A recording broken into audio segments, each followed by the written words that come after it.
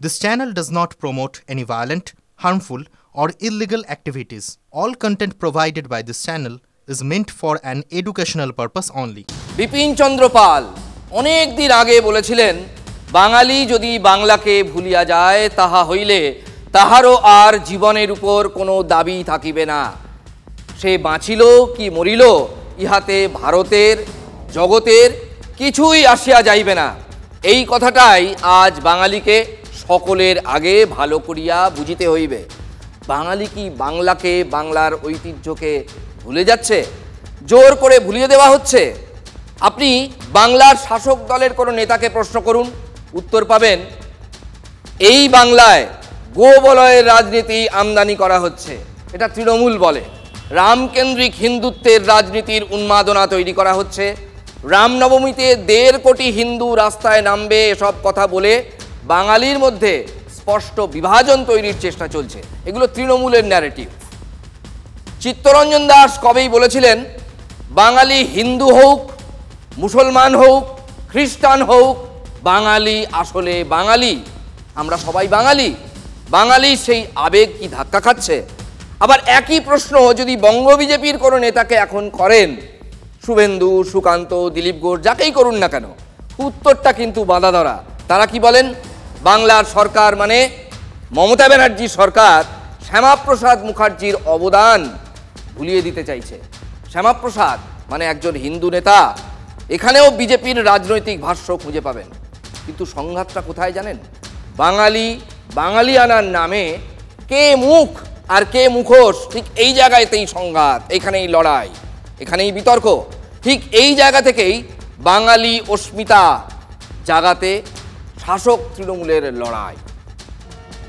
মমতা বন্দ্যোপাধ্যায় সৌজন্যে বাংলার নিজস্ব রাজ্য সঙ্গীত তৈরি হয়েছে, আপনারা জানেন। পশ্চিমবঙ্গ দিবস দিনটিও আজ, অর্থাৎ 1 বৈশাখ।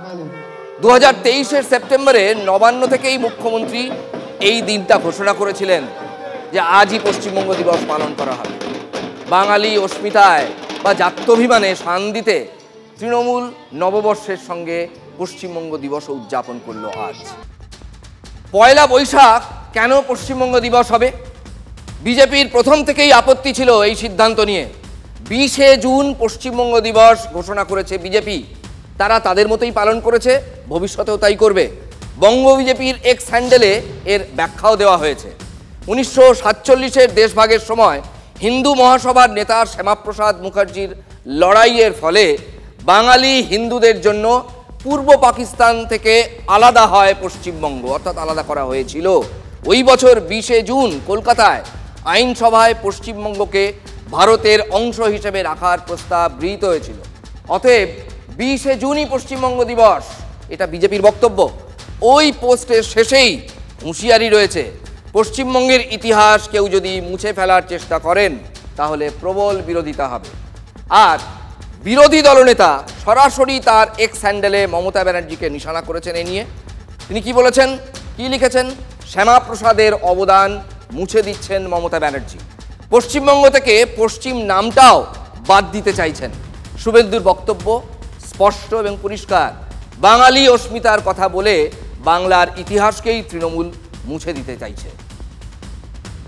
আর 1 বৈশাখ কবে থেকে, কিসের পশ্চিমবঙ্গ দিবস, তার ঐতিহাসিক গুরুত্ব কি, ঐতিহাসিক প্রেক্ষাপট কি মমতা বন্দ্যোপাধ্যায়কে বলতেন না ব্যাখ্যা করতে?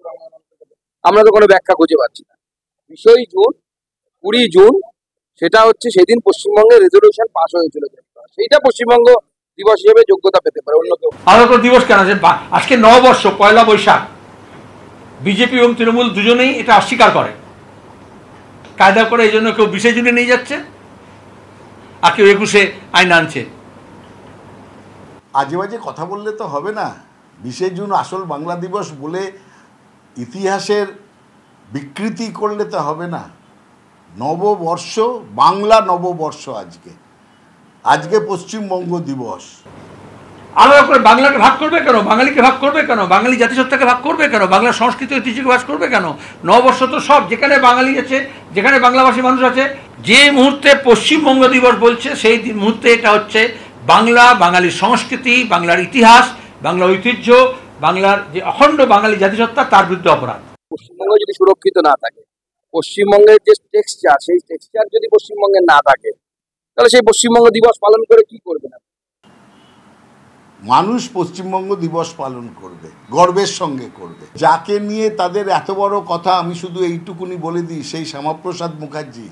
এই শ্যামাপ্রসাদ মুখার্জি এমন একটা লোক, যিনি পশ্চিমবঙ্গের সকলের আদরের সন্তান সুভাষচন্দ্র বোসকে বলেছিলেন হিন্দু বিরোধী, দেশ বিরোধী। এরা ভারতের কোনো সন্তান? এরা মনীষী বলেন, ভারত বিরোধী এরাই। শ্যামাপ্রসাদ মুখার্জি ভারতের স্বাধীনতা সংগ্রামে এক ফোঁটা সংগ্রাম করেননি। 2021-এর বিধানসভা নির্বাচনে বিজেপির বিরুদ্ধে বাঙালি অস্মিতার ভাষ্য তৈরি করেছিল তৃণমূল, মানে প্রচারের ন্যারেটিভ। 2024-এও শাসক দল তৃণমূলের স্লোগানে বোঝানো হয়েছিল বিজেপি বহিরাগত। মনে আছে সেই স্লোগানটা? ব্যানারগুলো মনে করে দেখুন একবার। জনগণের গর্জন, বাংলা বিরোধীদের বিসর্জন। একেবারে রাস্তায় রাস্তায় ছেয়ে ফেলা হয়েছিল তৃণমূলের তরফে এই ব্যানারে। অর্থাৎ বাংলার কৃষ্টি কালচার জানে না বিজেপি, এটাই বরাবর দাবি করে আসছে তৃণমূল।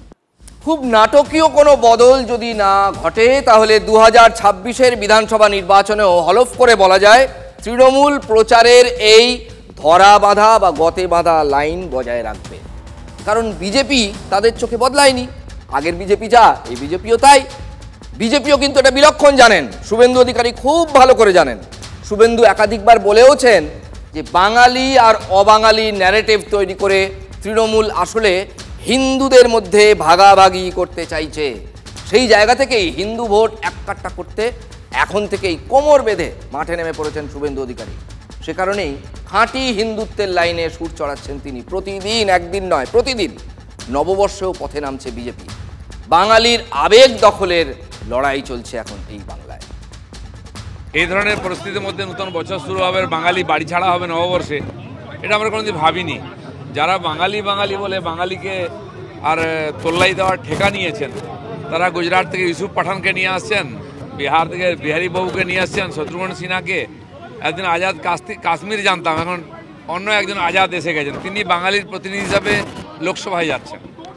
এরা হচ্ছেন পশ্চিমবাংলার প্রতিনিধি, বাঙালির প্রতিনিধি লোকসভায় প্রতিনিধিত্ব করছেন। আমাদেরই একজন এমপি যে বাইরে থেকে এসছে, আমাদের প্রদেশের নয়, সেই বাইরের প্রদেশের এমপি সে ভিডিওটা করে বাজারে ছেড়ে দিয়েছে।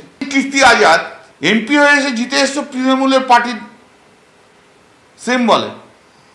আর যে বাঙালি তারা বাংলা ছেড়ে অন্য রাজ্যে বা অন্য জেলায় চলে যাচ্ছে, এই ভয়ঙ্কর পরিস্থিতি। আর তার মাঝখানে আমরা নববর্ষ পালন করতে এসেছি। কোথায় রবীন্দ্রসঙ্গীত শুনবো, কোথায় নজরুল গীতি শুনবো, চারদিকে বোম বন্দুকের আওয়াজ শুনতে হচ্ছে, ঘর ছাড়াদের হাহাকার শুনতে হচ্ছে। এর চেয়ে দুর্ভাগ্যের, দুঃখের দিন পশ্চিমবাংলার আর কি হতে পারে? বহিরাগত ইস্যু। কীর্তি আজাদ তৃণমূলের জন্য এক অস্বস্তির নাম। আচ্ছা, বাংলা বিরোধীদের বিসর্জন বলে যে তৃণমূল বিজেপিকে নিশানা করে, তারা কি করে কীর্তি আজাদ, শত্রুঘ্ন সিনহা, ইউসুফ পাঠানদের বাংলার লোকসভা ভোটে টিকিট দেয়?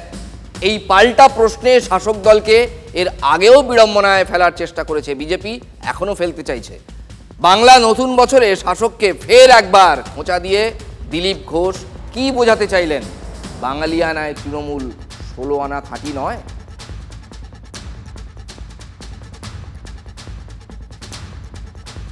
নববর্ষ মানে উৎসব, উৎসব মানে ঢাক।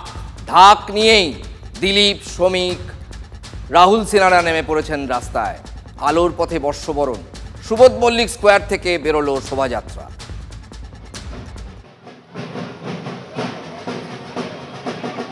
বিজেপির শোভাযাত্রায় মঙ্গলঘট, তৃণমূলের শঙ্খযাত্রা।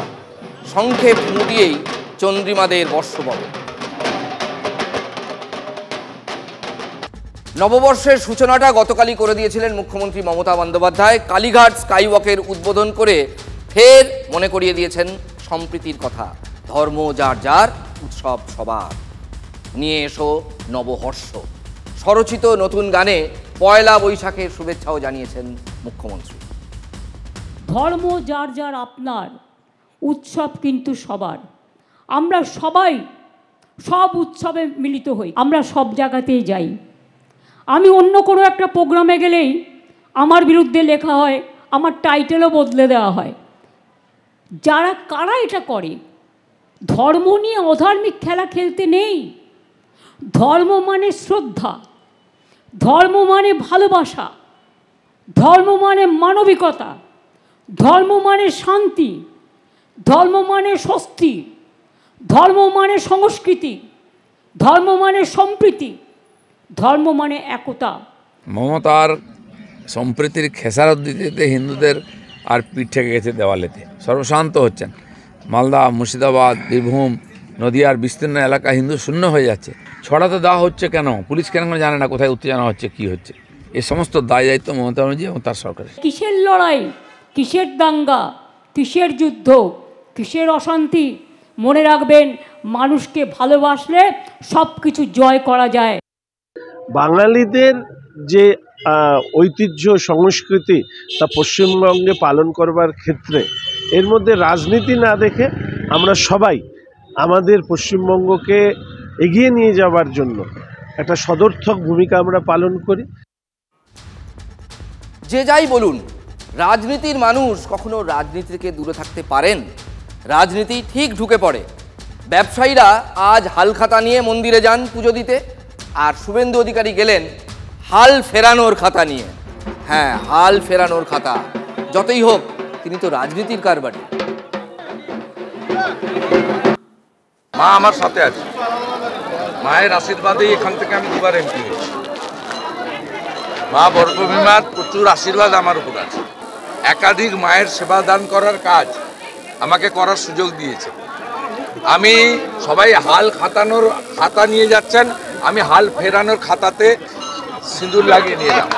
বাংলা অত্যন্ত ভালোভাবে আছে, সুতরাং ওনার পুজোয় কোনো সময় মানুষ সন্তুষ্ট হননি, সেটা বোঝা গেছে পরপর নির্বাচন। বাংলার মানুষের হাল মাননীয় মুখ্যমন্ত্রী তিনি মনে করেন না যে তিনি বিশেষ করে কিছু করে ফিরিয়েছেন। তিনি সবসময় মানুষের পাশে থেকেছেন, তাদের আপদে বিপদে থেকেছেন।